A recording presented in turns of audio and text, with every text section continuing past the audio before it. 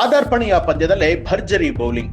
Auto driver ಪುತ್ರನಿಗೆ bumper gift ಕೊಟ್ಟ ನೀತಾ ಅಂಬಾನಿ. ರಾಜ್ಯ ಕ್ರಿಕೆಟ್ ತಂಡದ ಪರ ಒಂದೇ ಒಂದು ಪಂದ್ಯವನ್ನ ಆಡುವಂತ ಅವಕಾಶವನ್ನ ಪಡೆಯದ ನಡುವೆಯೂ ಕೂಡ ಐಪಿಎಲ್ ನಲ್ಲಿ ಅವಕಾಶ ಪಡೆದ ಕೇರಳ ಮೂಲದ 24 ವರ್ಷದ ಎಡಗೈ ಸ್ಪಿನ್ನರ್ ವಿಘ್ನೇಶ್ ಪುತೂರ್ ಮುಂಬೈ ಇಂಡಿಯನ್ಸ್ ಪರವಾಗಿ ಆಡಿದಂತಹ ಮೊದಲ ಪಂದ್ಯದಲ್ಲೇ 3 ವಿಕೆಟ್ ಕಬಳಿಸುವಂತಹ ಮೂಲಕ ಪ್ರಖ್ಯಾತಿಯನ್ನ ಗಳಿಸಿದ್ದಾರೆ.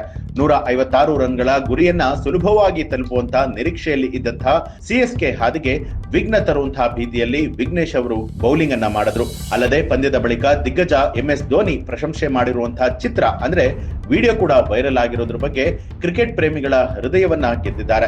ಕೇರಳದ ಆಟೋ ಚಾಲಕ ಸುನಿಲ್ ಕುಮಾರ್ ಹಾಗೂ ಗೃಹಿಣಿ ಬಿಂದು ದಂಪತಿಯ ಪುತ್ರನಾಗಿರುವಂತಹ ವಿಘ್ನೇಶ್ ಕ್ಯಾಲಿಕಟ್ ವಿಶ್ವವಿದ್ಯಾಲಯದ ವಿದ್ಯಾರ್ಥಿಯಾಗಿದ್ದಾರೆ. ಪ್ರಥಮ ದರ್ಜೆ ಪಂದ್ಯವನ್ನ ಆಡಿರದಂತಹ ವಿಘ್ನೇಶ್ ಕೇರಳ ಕ್ರಿಕೆಟ್ ಲೀಗ್ ಮತ್ತು ತಮಿಳುನಾಡು ಪ್ರೀಮಿಯರ್ ಲೀಗ್ ನಂತಹ ರಾಜ್ಯ ಮಟ್ಟದ T20 ಟೂರ್ನಿಗಳಲ್ಲಿ ಆಡಿರುವಂತಹ ಅನುಭವವನ್ನ ಅಷ್ಟೇ ಪಡೆದಿದ್ದಾರೆ. ಕಳೆದ ಮೆಗಾ ಹರಾಜಿನಲ್ಲಿ ಮುಂಬೈ ತಂಡ 30 ಲಕ್ಷ ರೂಪಾಯಿ ಬೆಲೆಗೆ ವಿಘ್ನೇಶ್ ನನ್ನ ಖರೀದಿಯನ್ನ ಮಾಡಿತ್ತು. ಬಳಿಕ ದಕ್ಷಿಣ ಆಫ್ರಿಕಾದ SA20 ಲೀಗ್ ಈ ವೇಳೆಯಲ್ಲಿ ಕೇಪ್ ಟೌನ್ ನಾಯಕ ಹಾಗೂ ಸ್ಪಿನ್ ಮಾಂತ್ರಿಕ ರಶೀದ್ ಖಾನ್ ಜೊತೆಯಲ್ಲಿ ನೆಟ್ ನಲ್ಲಿ ಬೌಲಿಂಗ್ ಮಾಡುವ ಹಾಗೂ ಟಿಪ್ಸ್ ಪಡೆಯುವಂತಹ ಅವಕಾಶವನ್ನ ಕಲ್ಪಿಸಲಾಗಿತ್ತು.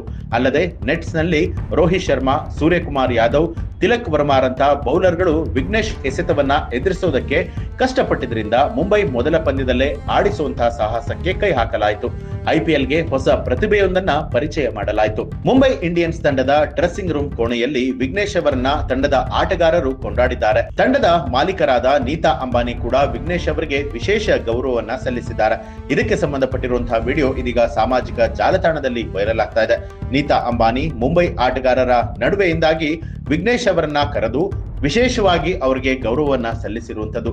ವಿಘ್ನೇಶ್ ಎಲ್ಲಿದ್ದಾರೆ ಅಂತ ಕೇಳಿ ಹತ್ತಿರ ಕರೆದಂತಹ ನೀತಾ ಅಂಬಾನಿ ಆಟಗಾರರ ಜೆರ್ಸಿಯ ಮೇಲೆ ವಿಶೇಷ ಪಿನ್ ಅನ್ನ ಅಂಟಿಸಿದ್ರು. ಆ ಪಿನ್ ಮುಂಬೈ ತಂಡದ ಪಂದ್ಯದ ಅತ್ಯುತ್ತಮ ಬೌಲರ್ನ ಪ್ರಶಸ್ತಿಯಾಗಿತ್ತು. ಬಳಿಕ ಮಾತನಾಡಿದಂತಹ ವಿಘ್ನೇಶ್ ಆಡಲು ಅವಕಾಶ ಕೊಟ್ಟಿದ್ದಕ್ಕಾಗಿ ಮುಂಬೈ ತಂಡಕ್ಕೆ ಧನ್ಯವಾದಗಳು ಅಂತ ಹೇಳಿದ್ರು.